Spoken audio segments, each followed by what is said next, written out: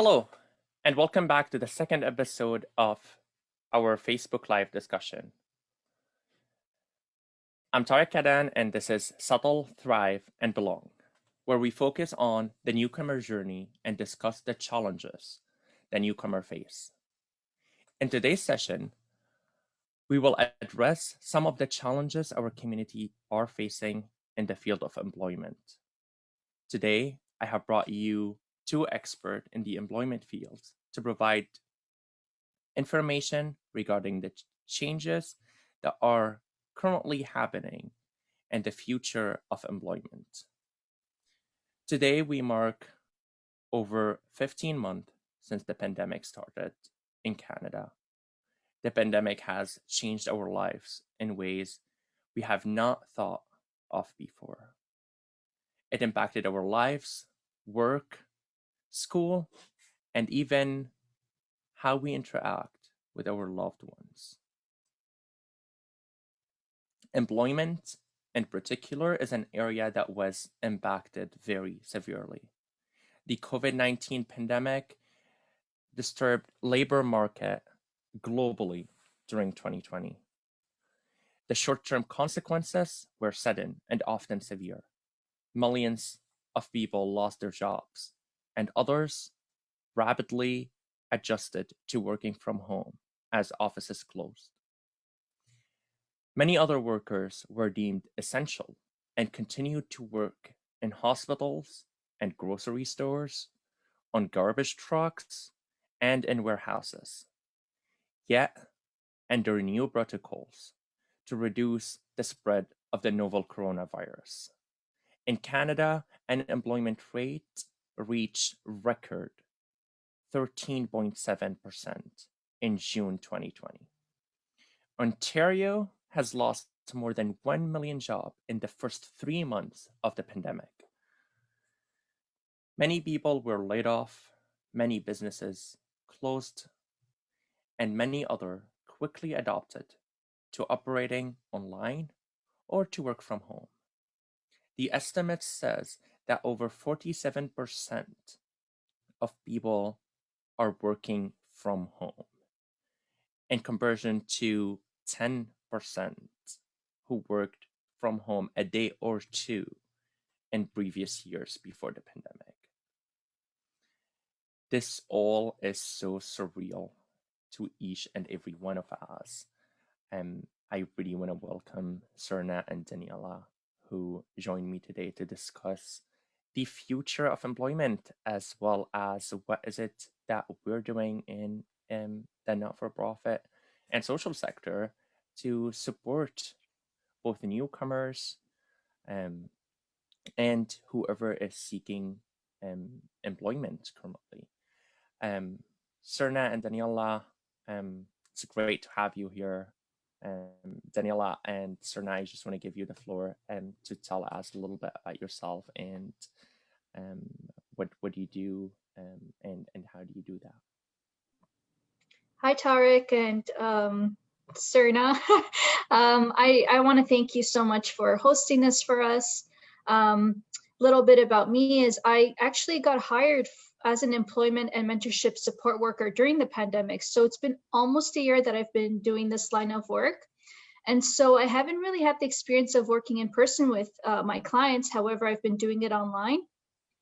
And some of the things that I've been responsible for has been having one-on-one sessions with my clients, trying to create these goals, employment goals, and researching and providing resources and information, referring, and also partnering with other employment agencies. And alongside Srna, I've been hosting workshops that would be suitable for our clients. Thank you so much, Danilla and Srna. Thanks for having us and for having this session today. So exciting. So I'm a newcomer. Well, not a newcomer. I'm an immigrant.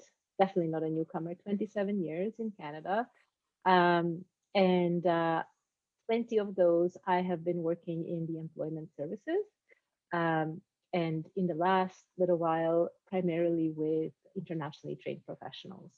And like Danilla said, the last 14, 15 months have been really interesting in continuing to do that work, but doing it from home, doing it remotely, and connecting in different ways. But I'm really happy to be here. Well, it's a pleasure to have you both, and thank you so much for taking the time to be with me today. Before we get started, I do want to ask you a couple of questions. It's been so far 15 months since the first lockdown. How have you all been doing, and how are you navigating through it all? Yeah, realistically, it was a shock for all of us to adjust to this remote work and online working. Overall, I'd say I'm doing well, as opposed to many other groups. It was unusual working remotely from home, especially since my line of work requires me to be mobile, visiting 3 different sites a day. However, I feel like I've adjusted. Now I'm wondering like how life will be like going back to work physically and seeing my colleagues and my clients. But nonetheless, overall okay. That's absolutely one of the questions that I'm gonna have for you a little bit later during the session. And Srna, how have you been doing? How easy was navigating through it all? Thanks for asking, first of all. And I'm not gonna lie, it's not been an easy ride. It's not been a smooth ride. It's been challenging. I'm a single mom. I have a 4-year-old at home. And so you can imagine that with schools being locked down, part of this time, it's been a real challenge to continue to work in the same way. Actually, when the pandemic started, I remember in April and May 2020, I was doing all my work after 9 p.m. I had these 9 p.m.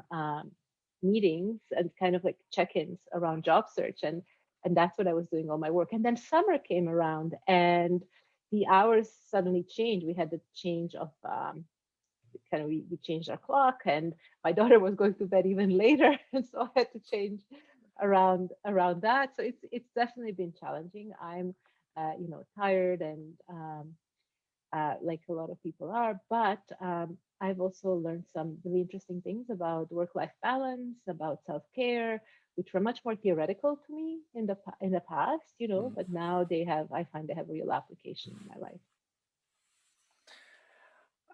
Thank you so much for sharing that, and it is a reality for so many people. You know, uh, if you're a parent not having a school for your kids to go to, online learning, online working, and as what you said, that aspect of learning how like the theoretical self-care and then Right. learning how to apply it. It's like sometimes before we've said over and over and over again, for our own sake, do not take work home. And now we're working from home. So we really need to differentiate and have that balance that you spoke about, especially now. We're not just taking work home, we're working from home. Right. So thank you for speaking to that reality, and also the reality of other people who, regardless if you're a parent, if you're a single person living on your own, it does not matter what the experiences that you're going through is, because we're all going through tough time. Um, we're all being challenged. So thank you for speaking to that. And today's our topic is employment, and it's during and post COVID. So before we jump into that, I would really love to hear from both of you a little bit about your story and why does this topic matter to you? Sure, I'll go first. Like I mentioned earlier, I've been working with my clients for nearly a year now, and I've noticed that these challenges, the stress, the emotional unpredictability that they have been suffering through during the pandemic, it's been very challenging. And personally, my family and I that own a small business have also suffered with 3 lockdowns. And it's just the reality that we have to adjust and face. And you can actually feel the mental and financial stress and challenges that all families are going through during this time. So the topic of employment is very important and obviously something that matters to all of us. I'm hoping that today's session can lead our clients into discussing about finding work during a pandemic, seeking employment opportunities, how as a community we can support each other in the workplace, just to encourage our newcomer clients to engage and feel that there is a light at the end of this tunnel. So yeah. Thank you so much for sharing that, Danilla. And Srna, I'd love to hear a little bit about your story and why are you passionate about today's topic? Well, I kind of fell into this field of work actually by being a client in the employment services back when I was still at university. And I loved how dynamic it was and how it was working very closely with real people and real life challenges. And I've been doing it for 20 years. So obviously it is very important to me. But I think also, particularly in North America, employment is really kind of a linchpin, and it's what ties everything together. This is where we spend a lot of time. This is where we, give a lot of our energy, and this is work too, where we socialize and have contact with people. It's also where we get our benefits from, and it's like really crucial to well-being in ways that perhaps, well, I was never really an adult in another country fully, but I think that maybe not in the same ways as possibly in other countries.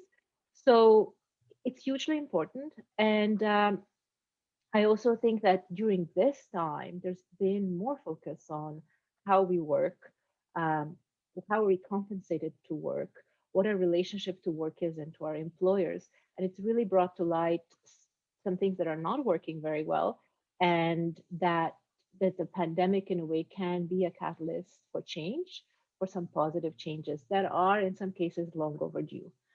So it's important politically, socially, personally, in so many ways. Thank you so much for touching on that reality. And I guess all of us learning how to do this again. We didn't, statistically speaking, most of us did not work remotely. We don't know how to do that. And in the past year and almost half now, we're learning how to do that. We're learning how to do our job in a very different way than we used to. So thank you for touching on that reality. And I want to break, before I jump into the question, I just want to mention to our audience that this is a platform for you to ask your questions regarding employment, mentorship. Srna and Danilla will be answering those questions towards the end of this session. So please do leave your questions in the comment box. If for any reason we could not go through your question, we will make sure that we will answer it afterwards. So with that being said, I'll jump into my first question. What is currently happening in the employment sector? What are some of the trends, the changes that COVID has brought, and where are we in both past and future of employment and work? Currently, many of us are connecting with other employment agencies and collaborating on creating these workshops, promoting informative sessions, and encouraging our clients to partake in training courses that will help them in sharpening their soft skills and hard skills in the Canadian workplace.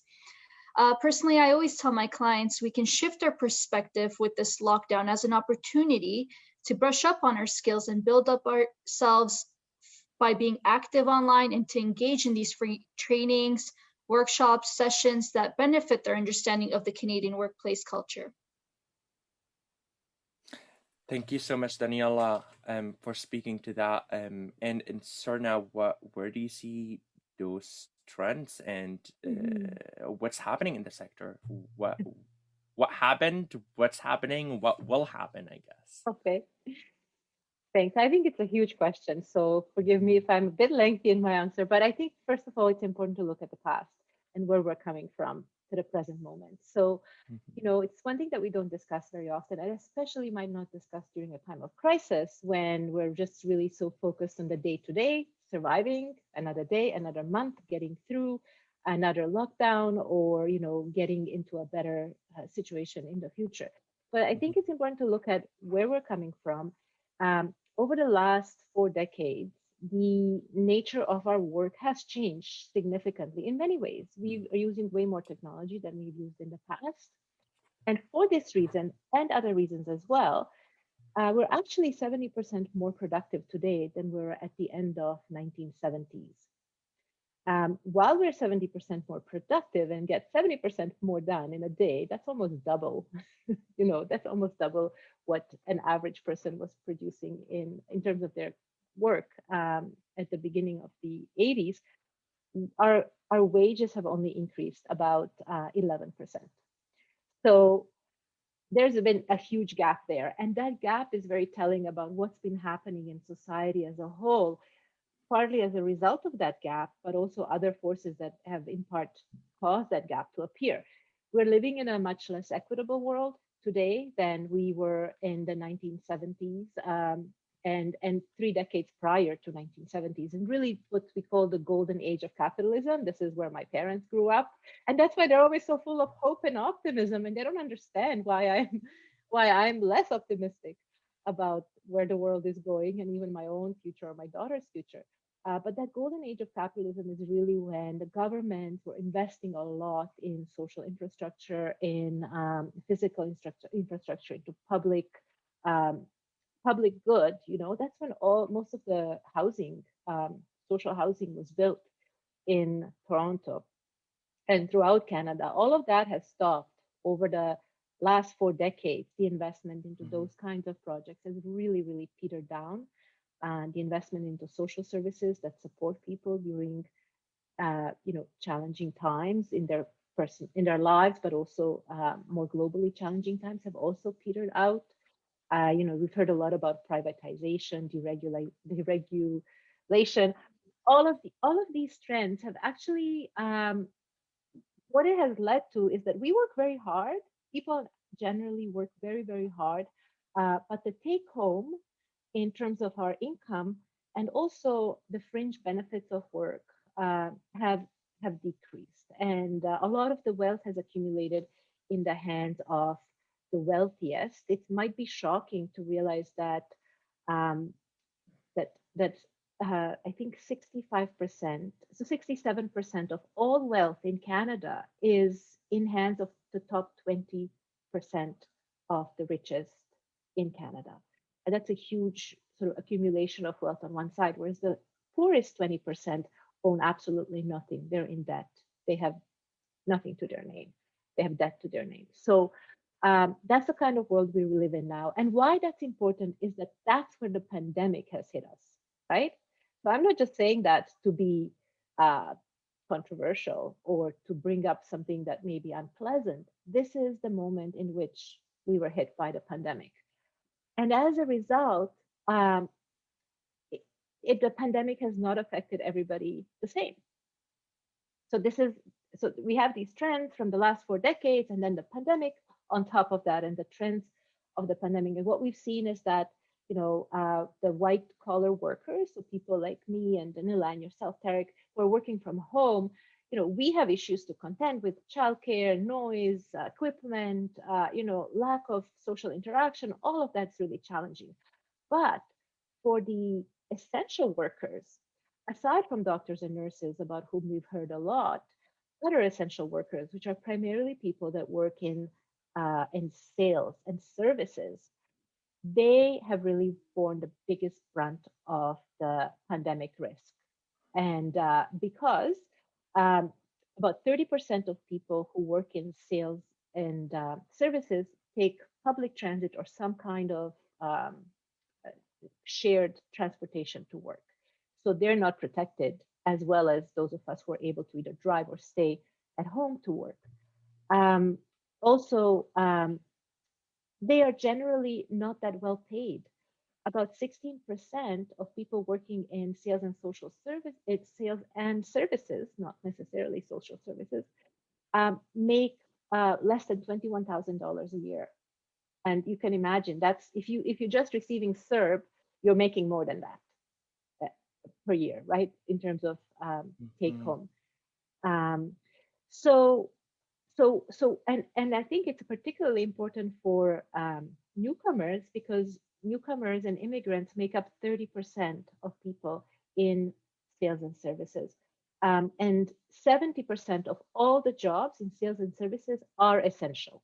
So those are people that still need to go to work. They have a job. If they leave a job, that job because of the risks, they don't get the government support.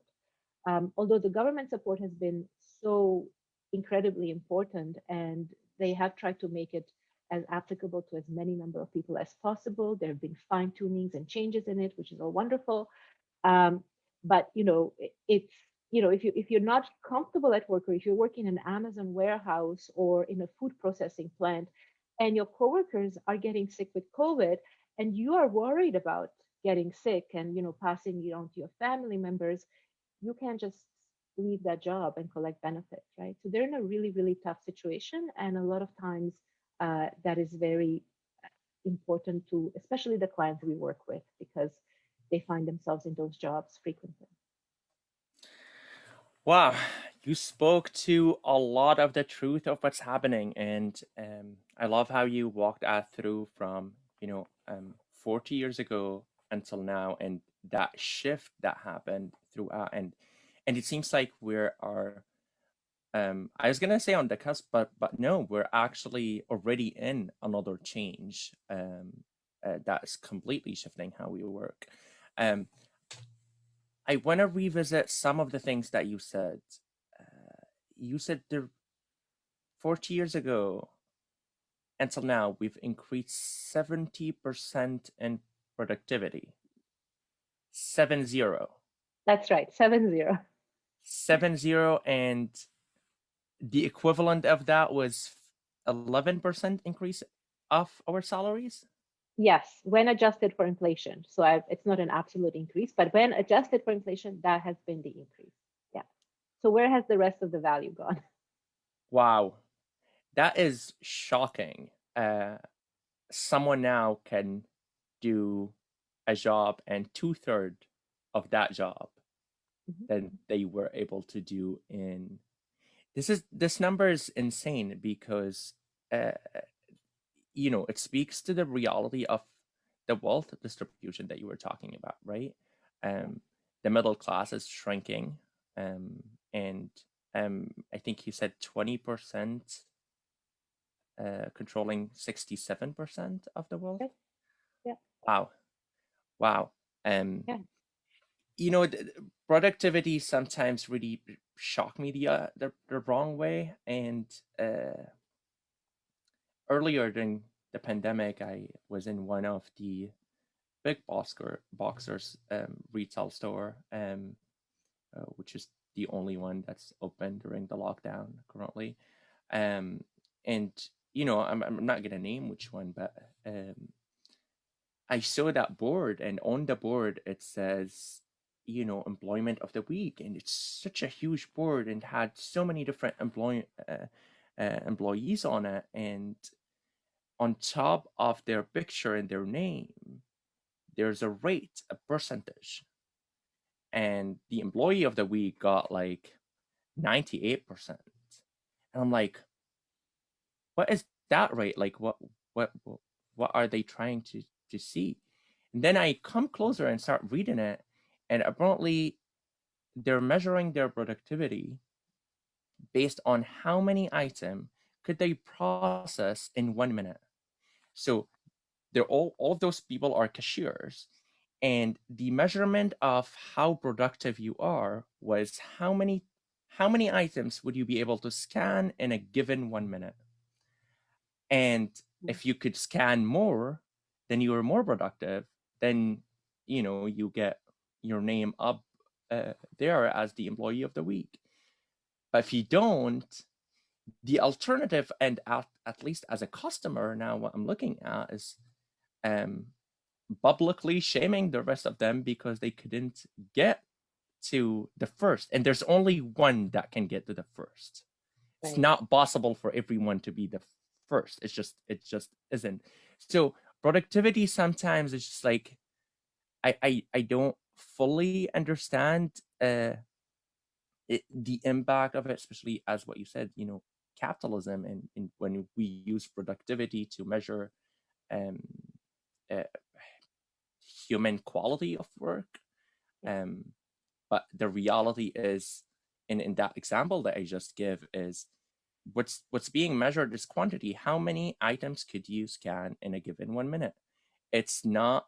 It does not see how much attention do you need to give to the client or the customer that may have questions, that may need assistance. It does not see what is your physical abilities, right? Um, Yeah. it does not speak Yeah.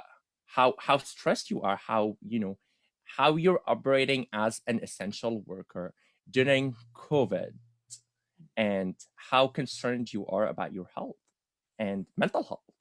Yeah. So what do you say to all of that? I think your example is amazing because it actually brings up a very typical tactic that employers use. And you would think, oh, nobody's doing this on purpose. But actually, it is kind of by design because what we're trying to do there with that big sign and like saying, oh, this person was so productive, it's saying it's really your personal responsibility. You, if you just work harder, if you just try harder, you can make it. That's the rhetoric behind how, well, it's kind of like it's part of our social discourse in capitalism. Um, and it takes the attention away from some of the things you mentioned, right? Like individual ability. What else are they dealing with in their life? And let's look at the bigger kind of issues that they're dealing with that are really not of their own making. You know, um, the fact that they the child cares are closed, right? The child care centers are closed. There's nobody to look after the kids. Somebody has to do it.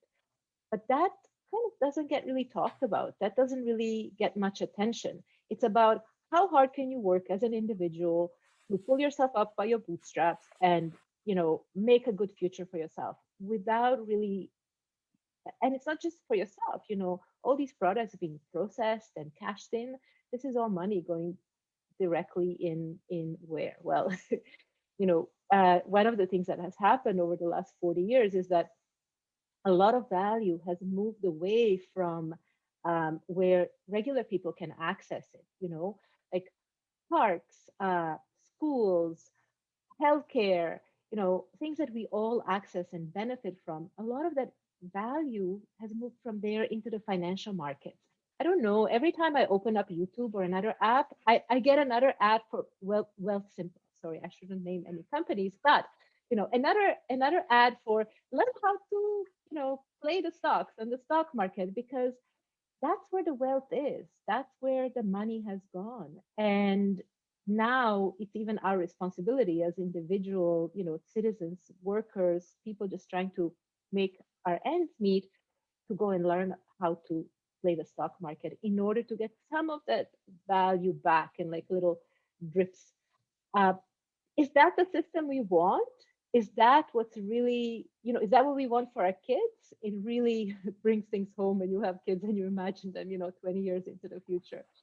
So I think those are the questions we have to ask ourselves. And I think it's great that you noticed that sign and questioned it and questioned what is the philosophy behind it.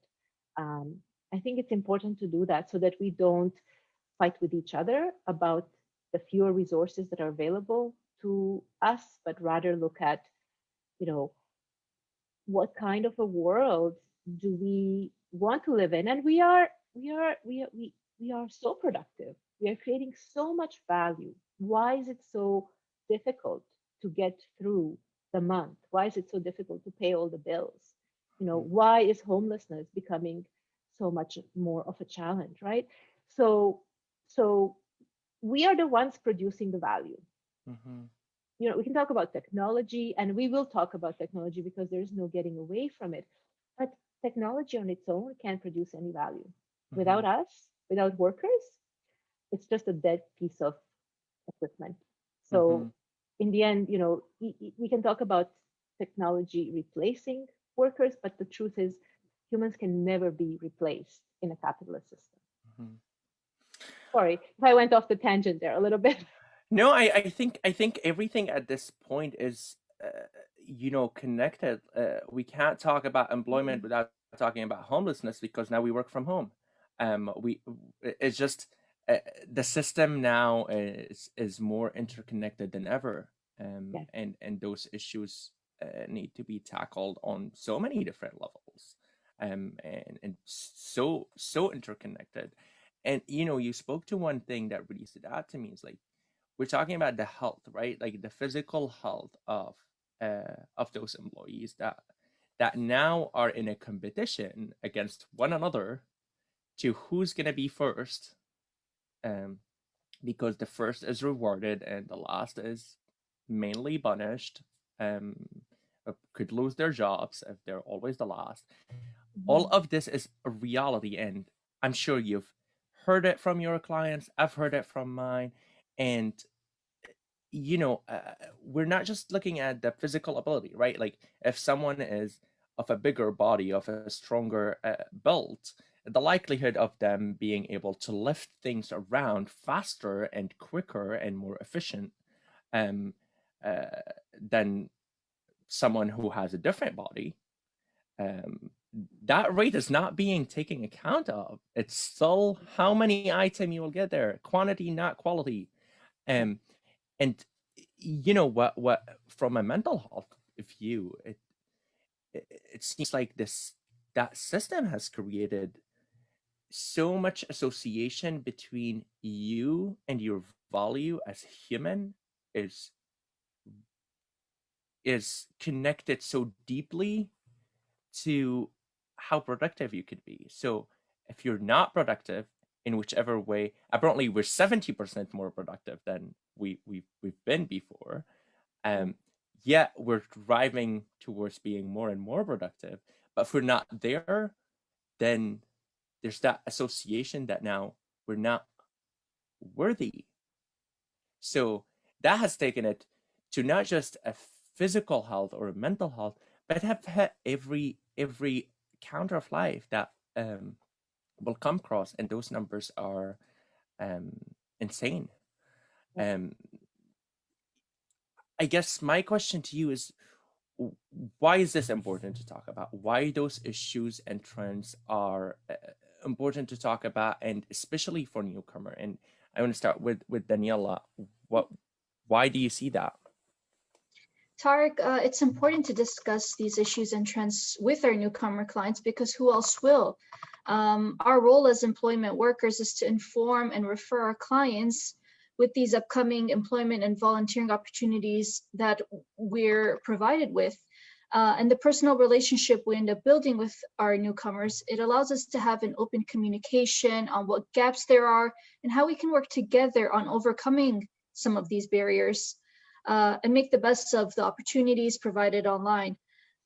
This trend also allows us to understand what newcomers are consistently facing, which encourage us as facilitators to host these meaningful workshops where they feel a safe space in sharing their challenges, but also promote a high engagement with other newcomers to open up about similar challenges, which in turn, it allows us to gain further understanding in how we can support them by providing these resources. Thank you, Daniela, for speaking to the importance of the work that you do. Um, and it's so much needed in a system where you struggle to get the job that you have, and you struggle to even keep it. Um, Srna, could you tell me from your opinion why is it important, and especially for newcomer? Absolutely. I'll echo Danila. So, especially during this last third lockdown. Is it third? Yes. Sorry, I lost count for a second. We what I heard from my clients, all of whom are newcomers, is that really it's that um, emotional support that they really need in order to keep going, in order to keep working on their job search. You've heard even before the pandemic that job search is a full-time job. It really requires as much energy, commitment, discipline, follow through. It's even harder than a full-time job in some ways because um, you don't have anybody to give you direction. You're working alone. There is no guarantee of any outcomes. So job search in itself is extremely challenging, even during the best of times. During the pandemic, when the situation is so tough, and the situation we find ourselves in is particularly conducive to people feeling that they're not doing well enough.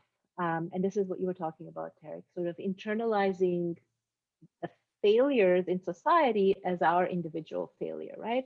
Especially hard for newcomers because when they come here, you know, they've already accomplished so much, but there is yet another mountain to climb in terms of integrating into society, finding employment, really setting up their life from scratch.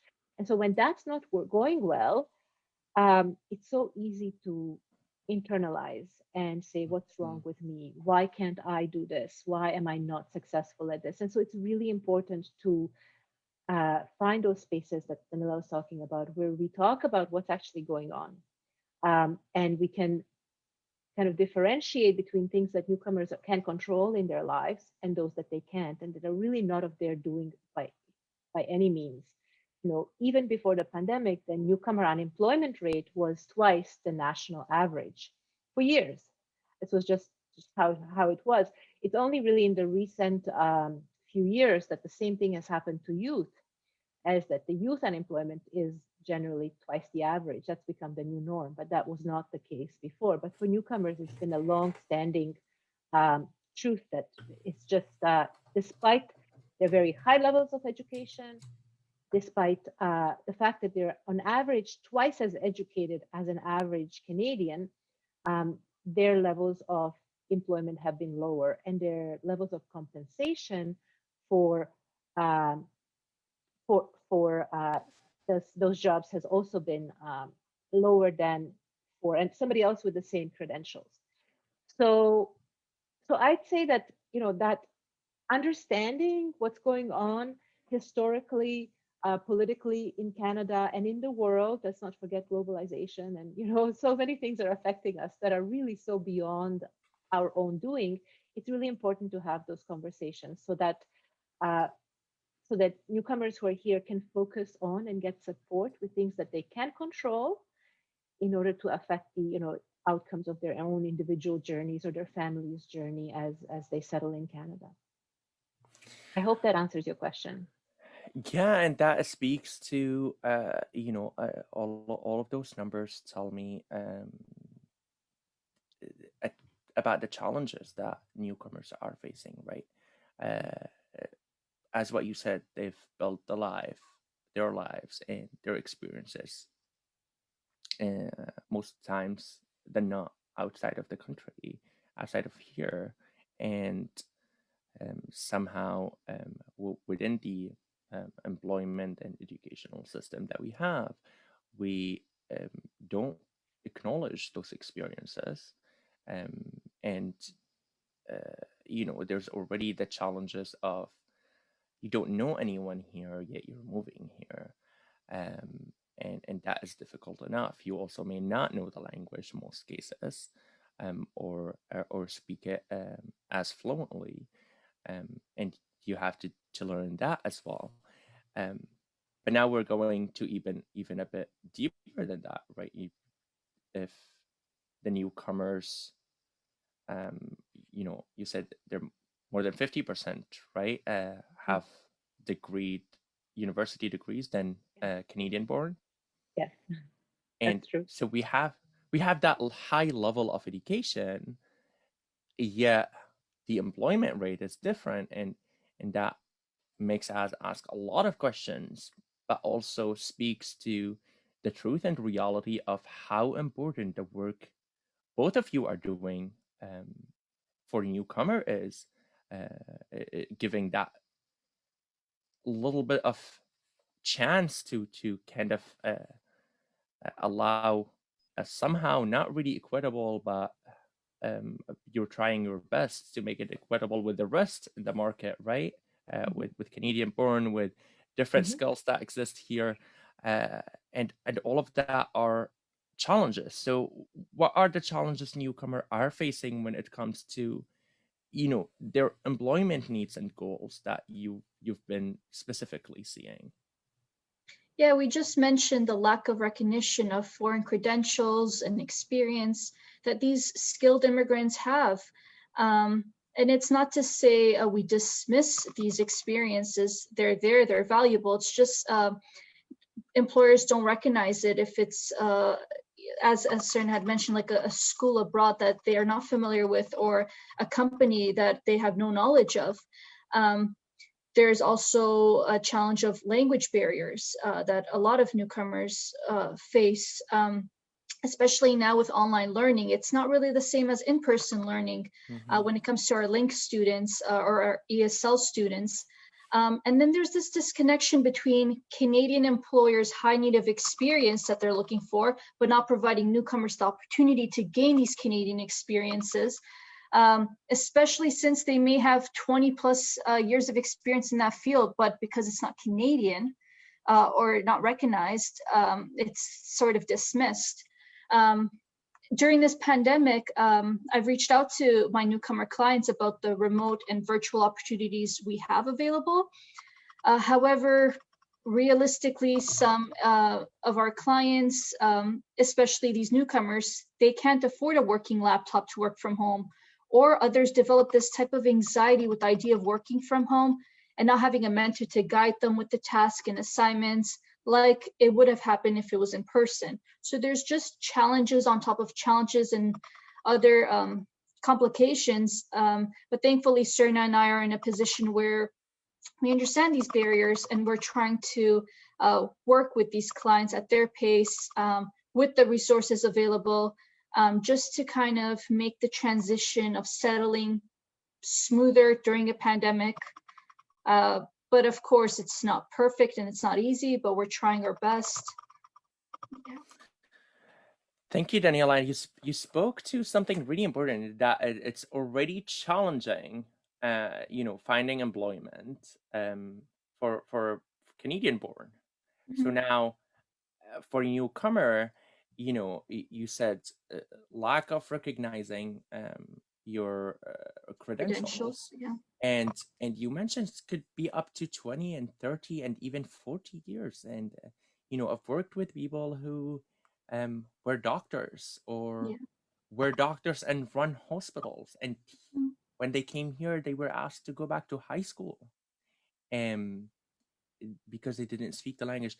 Like, all of this is really intense. So, like, you got the language barrier, you got what you said, all those different ways of learning, right? Some of us are visual learners, some are hands-on, and right now this is not even an option during the pandemic. And there's a lot of truth to what you're saying, and the program that you're running is kind of reducing a little bit of those challenges and connecting and bridging between, it seems like, the employers and the clients. Srna, how was your experience? What do you see are the challenges that newcomers are facing in their needs and goals, specifically to employment? Totally. Great question. I think with the pandemic, it was challenging before, for sure. This is why, the programs like the Employment Support Program at Niche and other programs have been around for a long time to support all job seekers, but also specifically newcomers. But with the pandemic, there's been an added huge challenge of isolation. So being new in the country to start with, and then being new and isolated during a lockdown, hugely challenging for job search, but even just for day-to-day functioning and kind of mental health. But challenging for job search, definitely, because newcomers need opportunities to integrate into society, to see how things work. I remember when I was a very new immigrant, and I was ordering coffee, and I was asked if I wanted my coffee to go, but the person said it so quickly that I had no idea what she was talking about. And there was a huge lineup behind me. I was so embarrassed. She was just saying, "Do you want it to go, to go, to go?" And finally I got it, right? But that memory is so strong. So newcomers need those opportunities to interact with other people in society and to develop their confidence, not always their language skills. Sometimes, yes, their language skills, but also confidence in their ability to communicate, to understand, to be understood. And that's just been eliminated with the pandemic, pretty much. I mean, we have masks on. That's not happening. So newcomers are spending more time at home with their own families, speaking their own language, and even those who are working, I've heard, are having difficulty holding on to their language skills Mm-hmm. because they're mostly speaking to their family members in their first language, and that can impact their performance at work. We've tried to be really creative, and North York Community House has offered different sort of meetings. Our Canada Connect program has schedule of something's happening every single day where people can come together online and have conversations to replace some of that um, normal interaction we would get just by living in society. But again, for job search, it's been hugely impactful. Even for those who have been successful in finding work and are working from home, as opposed to in those essential service jobs where they're being more exposed to risks of COVID, those who have been successful and are working from home, are dealing with challenges of working from small, cramped spaces, because usually our first time accommodation in Canada are not fancy. It's simple, it's tight, and we're trying to save money. It's definitely not quiet as we have kids at home now from school. Employers' expectations of what people can realistically provide uh, in working from home have not been matching the reality of many newcomers who are working from home, and have impacted their performance at work, has impacted their ability to keep those jobs. And then when you lose that first job in Canada, that really has a huge impact on how you feel about your career in Canada, your confidence, and so all of these things are happening um, to to people, and we need to talk about them. We need to bring them to light. We need to get support with them, and our program's been able to do that to some extent, and that's been a bit of a silver lining. Thank you, Srna, for highlighting that. That reminds me of, when I came here, same challenge, right? On myself as a newcomer, and uh, when I came here, it's like none of those were recognized, none of my credentials or work Mhm. experiences, and the way how I did it is volunteer and do a lot of mentorship programs, and um to just get that first job. And it seems like once you got the first job or two jobs, now kind of the rest and what Yeah. you've done before is a little bit more recognized than before. Could you tell me a little bit about how does that work, and why was that kind of an experience? Are you asking me, Danilla? Yes. Who did you Yeah. want to No. speak to? Oh, Yeah, I just wanted to follow up with you. Yes, Serena. sure. Yeah, well, I mean that, and I think you're kind of getting into this territory of like, what can newcomers do? And your own experience illustrates some tried and true pathways in getting into integrated economically and getting jobs and starting a career. Volunteering can help, but it's a topic for discussion. I don't Mm-hmm. believe that every immigrant should volunteer just by default, right? Because this is our time, right? We need to use it strategically and know what we can expect as outcomes of the time put in. Time is very valuable, um, Mm-hmm. especially in North America, but in everywhere. But I think we seem to have so little of it here. So I think we put really great value on it. Um, So why is it that newcomers' experience is not recognized right away when they arrive to Canada? There are some legitimate reasons for it, but part of it is also ignorance on the side of employers. Employers, don't necessarily know the environment in which you worked before.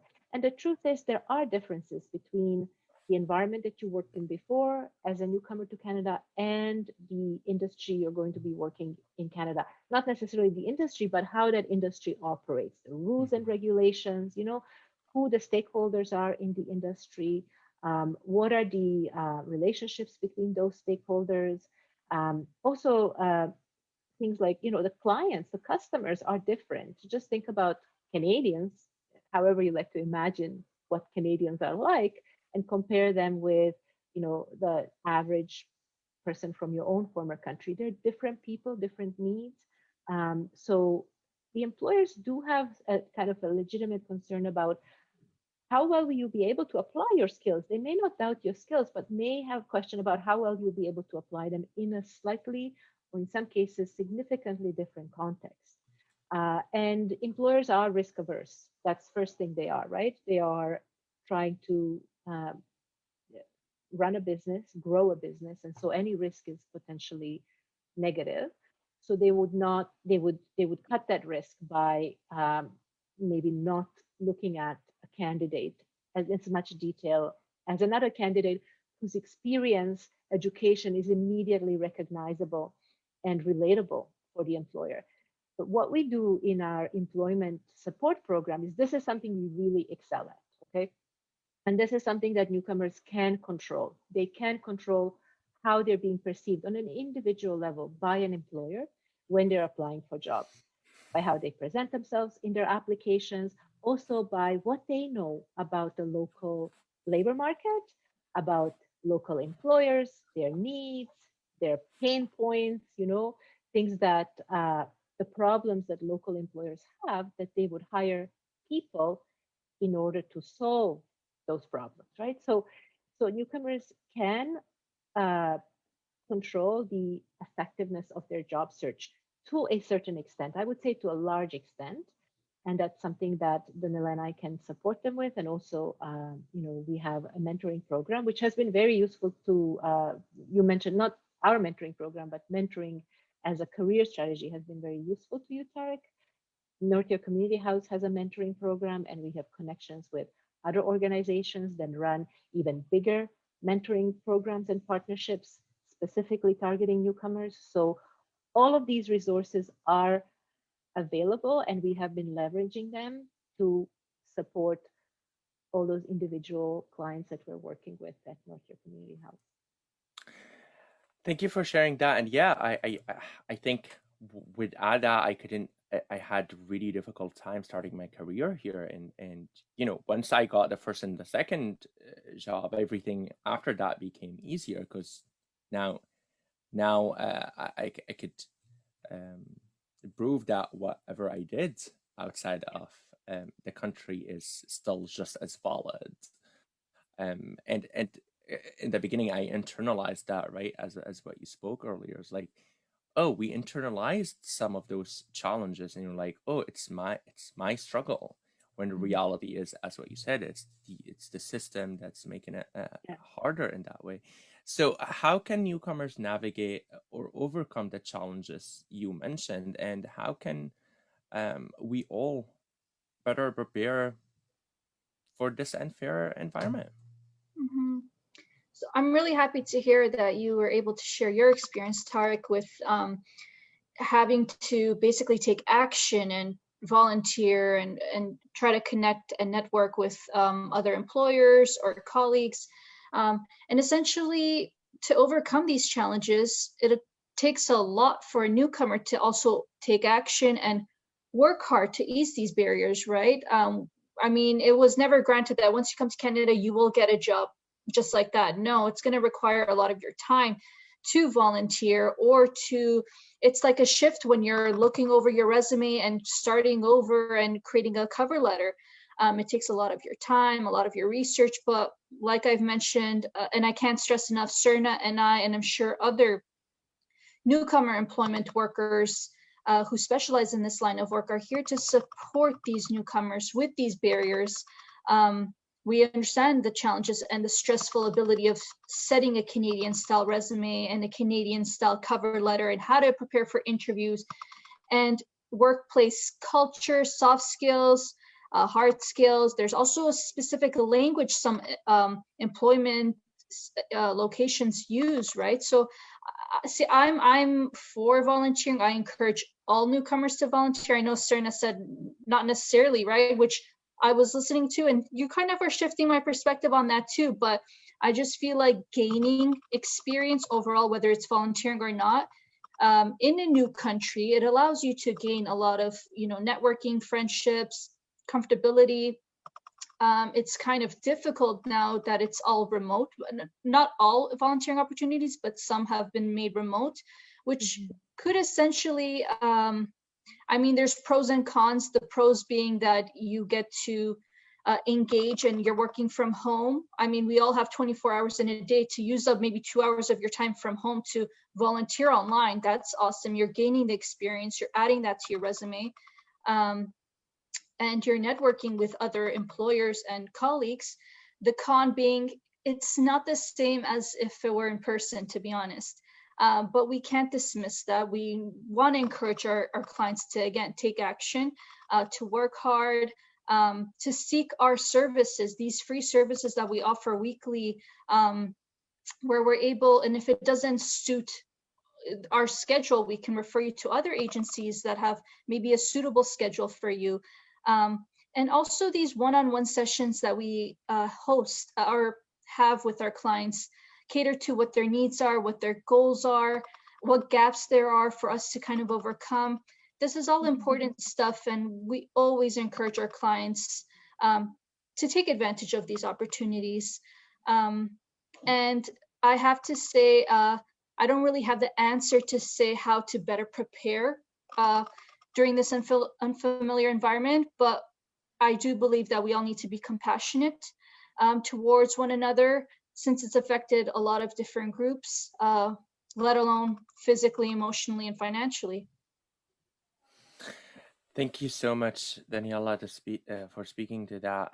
And Srna, where do you see ways to navigate or overcome those challenges, and knowing how we can better prepare for unfamiliar environment?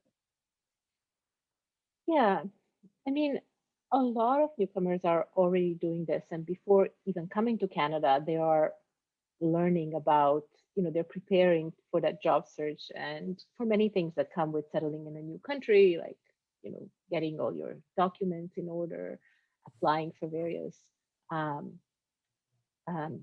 identification, licenses, etc. So, that's happening, and a lot of savvy immigrants are doing that even before arriving to Canada. There are even services that cater to that in Canada that help people. They're called pre-arrival planning services.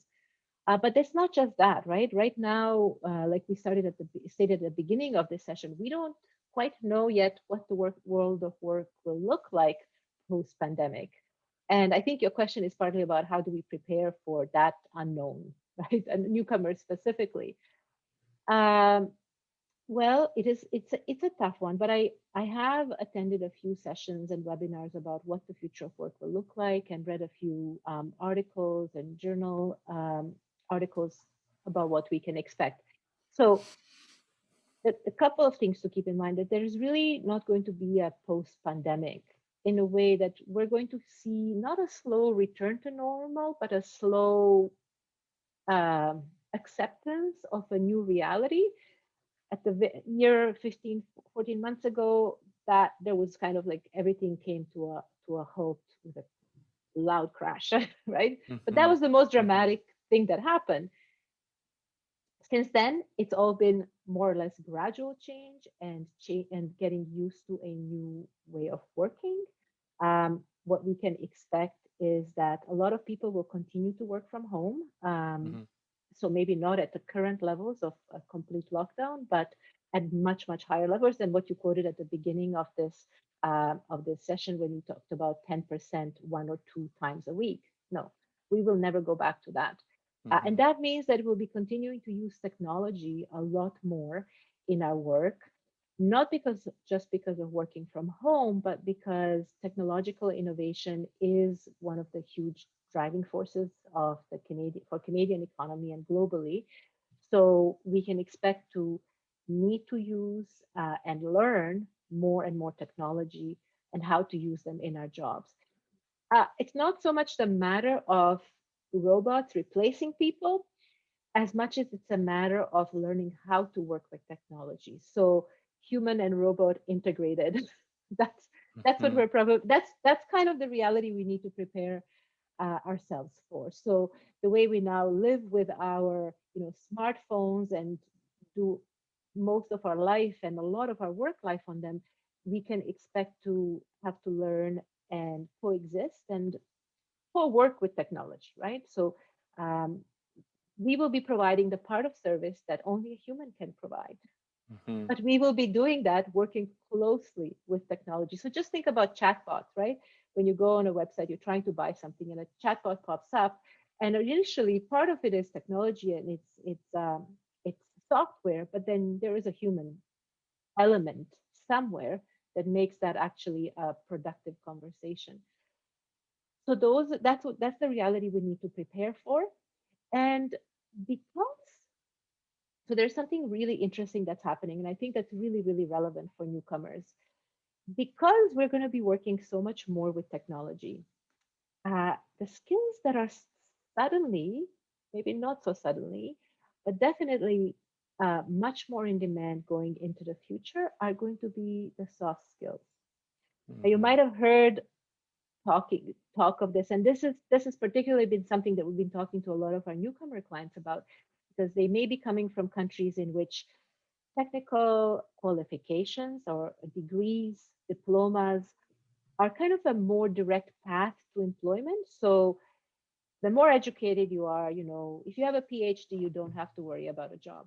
Whereas in Canada, it has always been the case that if you have a PhD, you have to particularly worry about having a job because uh, you're overeducated and there's only so many jobs in academia to fill. So what are you going to do with your PhD? How applicable is it to real industry and real workplaces that are trying to, produce things or provide services?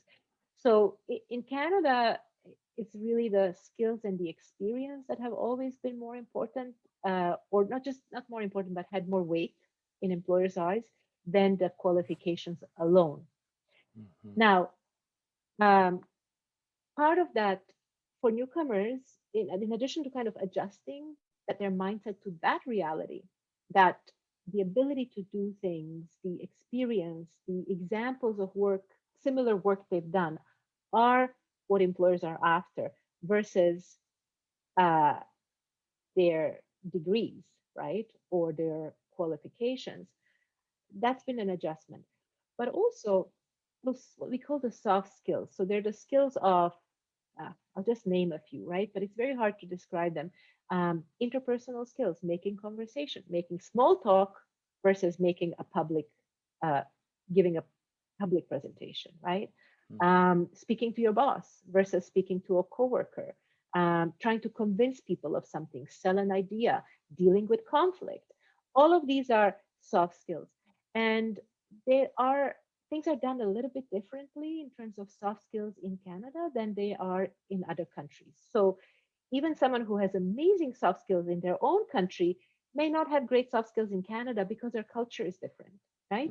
Um, if you think about how direct Canadians are, I'm sure many of us would say, oh, Canadians are so not direct. Whereas in some other cultures will say, oh my God, the Canadians are so direct. If you come from Japan, Canadians are very direct. But if you come from Italy, oh my gosh, come on, the Canadians are not direct at all. If you can't figure out what they're trying to tell you.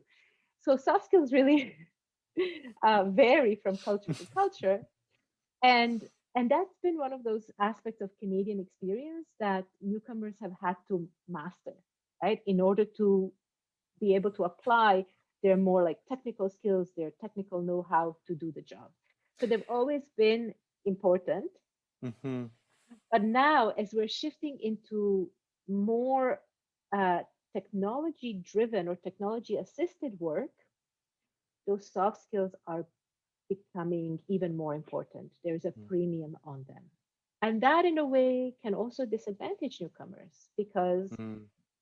there's greater pressure and a greater need to more quickly acquire soft skills that are appropriate for the Canadian workplace. But that's why Danilla and I are here, and many others. And it sounds like with soft skills, that interpersonal effectiveness is where a lot of this lies, and it's really working on that. And I know your programs really try to focus on those as well to um, help people secure jobs and going to interviews and getting the job. So my question is, and what opportunities can a newcomer find or explore during these times right now during COVID? And um, I'll give it a minute to two each to answer it. Yeah, no problem. During the pandemic, as we've mentioned before, majority of us have adjusted to working from home. So Mm-hmm. all resources have transitioned online. And we as employment workers, we continue to provide these online tools, courses, opportunities for our clients in hopes that they too act with the limited options that there is to offer. Um, there are opportunities during these times, right? Like we don't want to dismiss and say, oh, there's no success rate. I've had personally clients who have gotten jobs during the pandemic while attending these training sessions, these workshops that we've hosted, having our one-on-one sessions, and they've done well. They're happy, they're content, and it's allowed us to do our job, which is meeting these goals of having a job while seeking opportunities during these times. Thank you so much, Daniela, for speaking to that. And Srna? Well, these are unprecedented times. And so there is an opportunity in that. When the pandemic just started, everybody felt they were in the same boat, right? And this is something that newcomers and the existing participants in our programs at the time could leverage. It's a very easy way of connecting with people, right? When there is kind of a natural disaster and that's all on the forefront of our mind, that's what we're all thinking about, and it kind of like makes bridges where bridges did not exist before. You know, right in the early months of the pandemic, there were groups on LinkedIn. There were employed people on LinkedIn who just opened up their networks and they put messages on their LinkedIn saying, anybody can contact me. If you're out of work, I don't need to know you. I'm going to try and help you. So it's sort of, it created this huge goodwill that didn't exist before, or maybe was dormant, right? Like it was there, but wasn't activated. Mm-hmm. So that's wonderful. And because they're unprecedented times, we can be creative, right? We don't have opportunities to go to conferences, to expos, to trade events. We can't meet each other. So social media is really where it's at, for newcomers to develop kind of a presence, a professional presence, and to also be creative. I was speaking to a client the other day who, they were just kind of he was updating me about what's going on. And among other things, he said, well, I scheduled my vaccine appointment. And I said, hey, wouldn't it be great to maybe just put something on your social media about this, right? Like it's so relatable. We're all trying to get a vaccine, more or less, right? Like we're trying to figure out who is eligible, where can I get it, what kind can I get? It's really in the public discourse. So why not leverage this to, share part of your personal life on social media? So it could even be on LinkedIn. Hey, I scheduled my first, vaccine appointment. And it's something relatable. We can be a little bit slightly maybe less professional, even on networks like LinkedIn now, when it comes to the matters of pandemic, in order to build that familiarity and to kind of become known, to be known to others. We need to share things of professional interest on LinkedIn. If you have a Twitter account, there's lots of conversations happening on Twitter, even some Facebook groups that's happening in Facebook groups.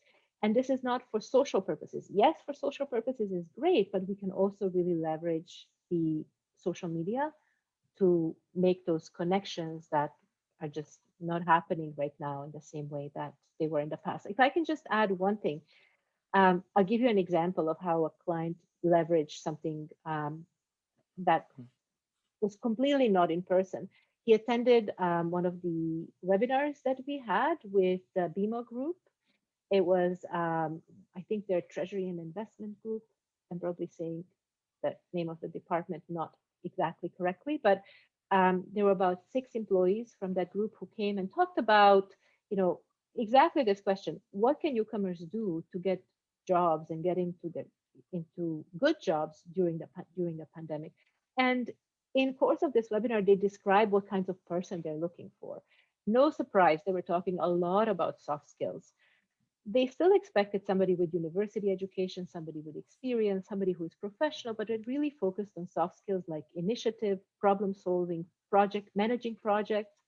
And one of the clients who was in the webinar, only for a short time because he was already working in a survival job, so he only joined for 20 minutes during his break, he followed up with one of the speakers afterwards because he knew a little bit more about her now through this webinar, and he knew what she was looking for and that she was actually in a position to hire people.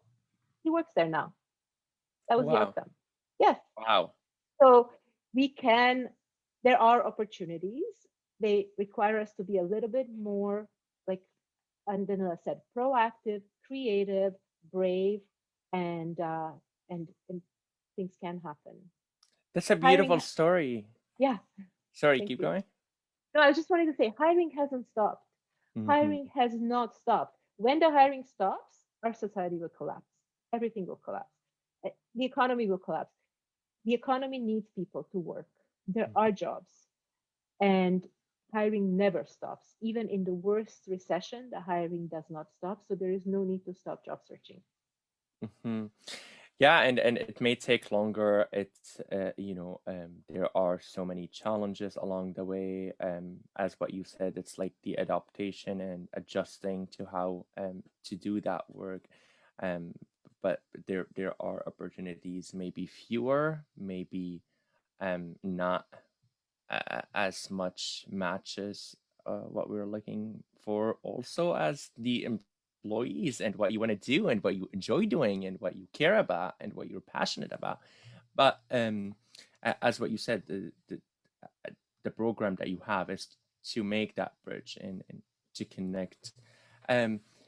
My question, and I know you spoke a little bit about the responsibility, and my question is, as a community, what are our shared social responsibility in supporting newcomers and not only settling, but also thriving in their job search and belonging in their new work environment and workplace? Yeah, this is a great question, and I really wish I had a perfect answer for it. But realistically, as employment workers, we can continue to share these free resources available to us and to be patient and understanding with helping our clients achieve these realistic goals, all while they're trying to face, other barriers when it comes to coming to a new country, like housing, maybe it's education for their children. So we're there, we're there just waiting for them to reach out to us so that we can support them with these resources. And I've mentioned several times in this session that working one-on-one with our clients and overcoming specific gaps that they face enables us as employment workers to accommodate these needs and to help them and support them.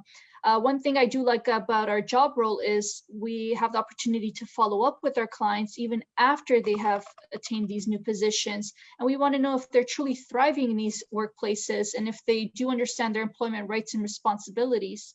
So that's one thing that we do partake in, and it's part of our role, right? So I don't know if Srna wants to add.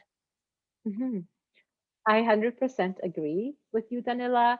I think in addition to that, we also, as a community and as workers in nonprofits, we need to be aware of policies that are being proposed, that are being turned into bills and acts, And we need, because those really shape the bigger picture, right?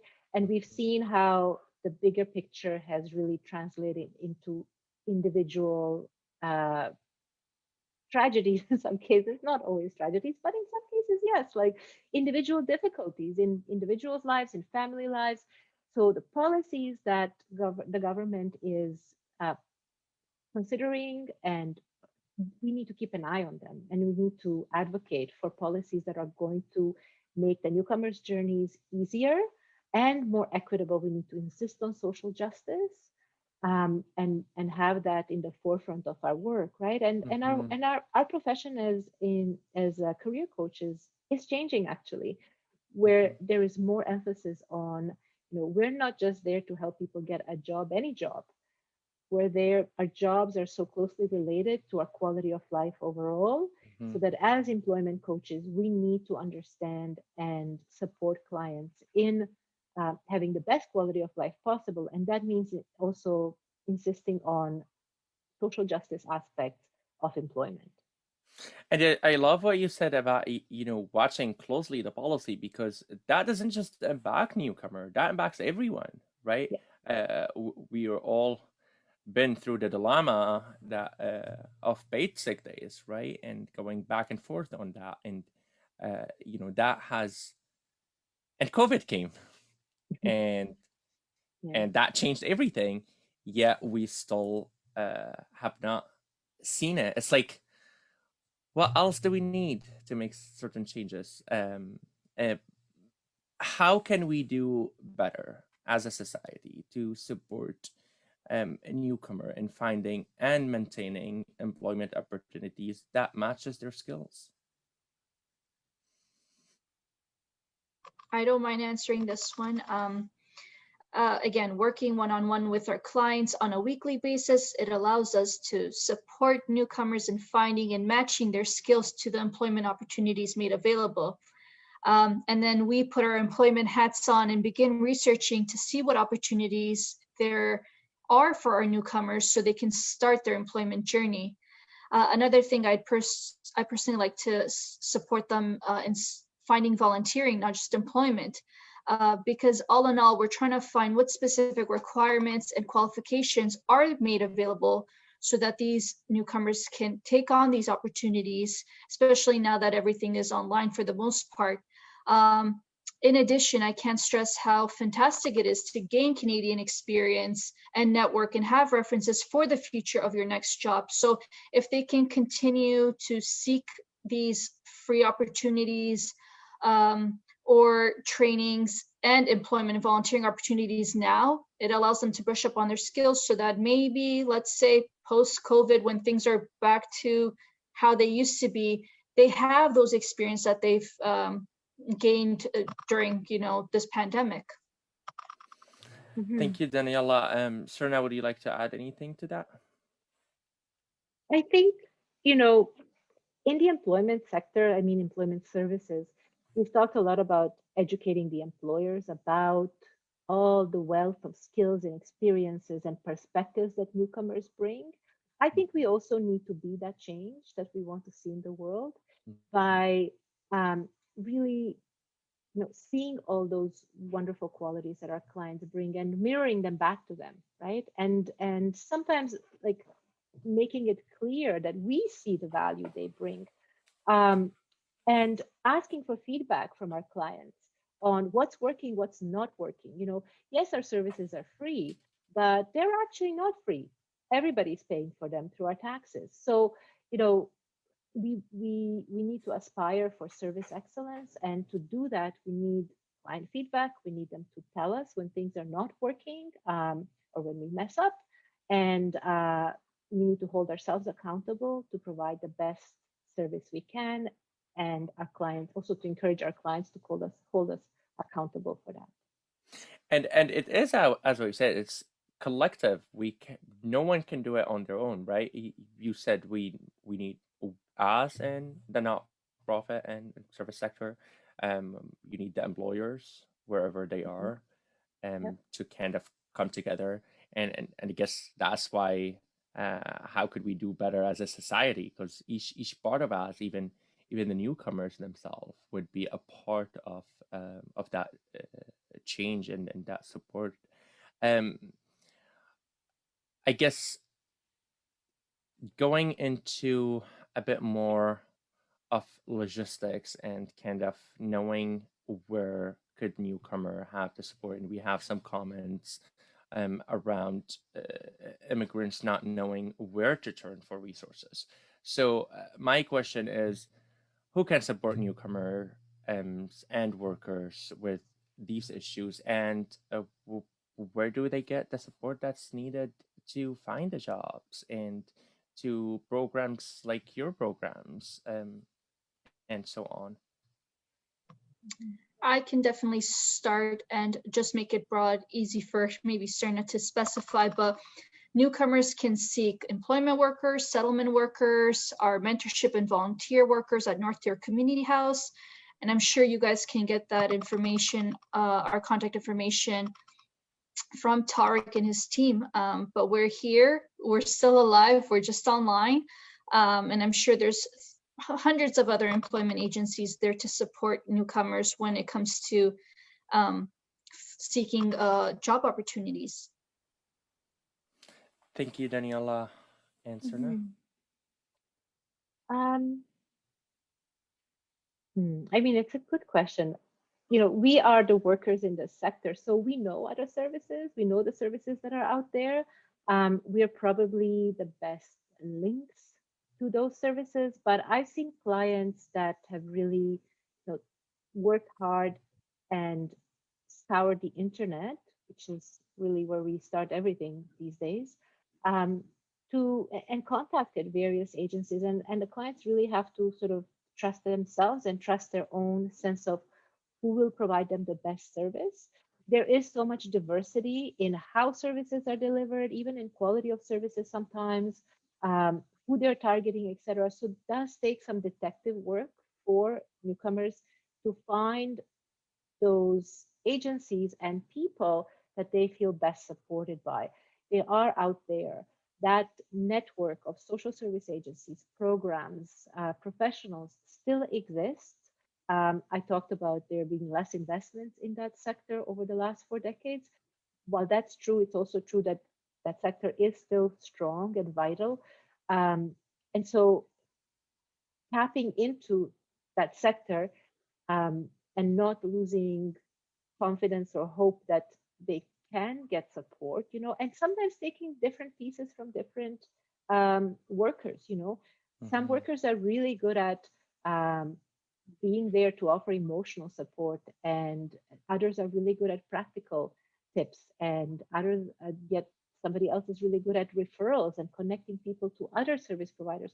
So there's so many ways of getting help. It's important to keep an open mind about getting help, different kinds of help, and really to be in the driver's seat and to trust yourself. If something is not, if you feel like this level of service is not acceptable, I'm not getting good customer service here, go somewhere else. And let the next person you talk to know that you were not happy with something and why you were not happy with it, so that they can keep that in mind when they are trying to connect you with a better service, right? It can be navigated. It does take work, but so does everything when you're new to Canada, and newcomers are never the ones to shrink away from that work. So that determination will go a long way. Yeah, and that resilience, right? The very fact that they made it here, it's not an easy country to get into. No. So that resilience is always there. And as I just want to echo what you both said, and if you would like, this is to our audience, if you would like to speak to Danilla or Srna, you could leave a comment. You could message me on Facebook, Tarek at NYCH, or message our beige on North York Community House, Niche Online, and we will make sure that you will be connected to Danilla and Srna. My next question is, from your work with newcomer, what messages would you like to share with us today? I'd like to just say that please always feel free to reach out to our settlement workers, our employment workers, our mentorship workers who are here to support you with your employment journey. We have worked with various people from different countries, different experiences that they have, and the different challenges that they face. And we understand the consistency is always the same. You're all trying to reach a goal of settling into a new country and to overcome these barriers that one would face when starting all over in a new country. And we, as employment workers, promise to do our job in helping you succeed with your employment journey. But one thing we ask is that you too help us by taking action and seeking these opportunities that would only be of benefit to you and your families. So thank you, Tarek.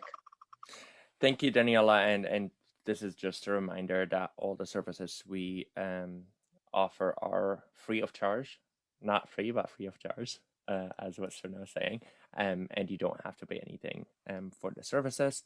Srna, anything you would like to share with us, or a message that you would like to share with the newcomers?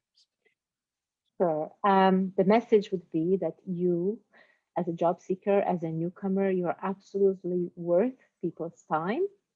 And that's a message in terms of reaching out to people, not just to helping professionals, but to other contacts, to professional contacts, to employers in your field. You are absolutely worth people's time. Sometimes we keep ourselves isolated due to lack of confidence or due to lack of just feeling like we are bothering somebody.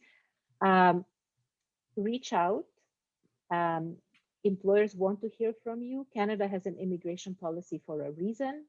In fact, Canada is in a bit of a tight spot right now because we're unable to bring in as many immigrants as they usually do. And Canada needs immigrants. It may not have a smooth path for those immigrants to get into the best jobs possible without some support, but the immigrant skills, experience, their labor is very much needed in Canada.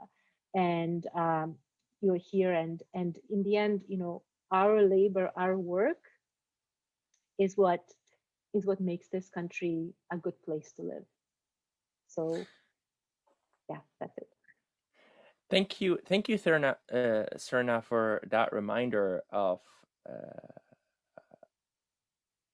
that we're worth it, right? We're worth the time. And sometimes I've been told by many of my clients is it did not feel like they were, especially when they sent job applications to many employers and not even get an email and respond, right? After they spent hours on their resume and cover letters and just not to receive an email that just says thank you for applying. So thank you for that reminder. And yes, those services are there for newcomers to benefit from. So don't hesitate to reach out. We all are here to support you, and we're all in this careers because we're very passionate about supporting you. So please do reach out. With that in mind, our session today has reached an end. I would like to really thank Srna and Daniela for taking the time to be with me today. It was a very amazing session, very interactive, and I love the discussion. I wish I don't have to end it, but I would love to have you over and again and speak a bit more into the employment, especially hopefully after COVID, whenever that happens.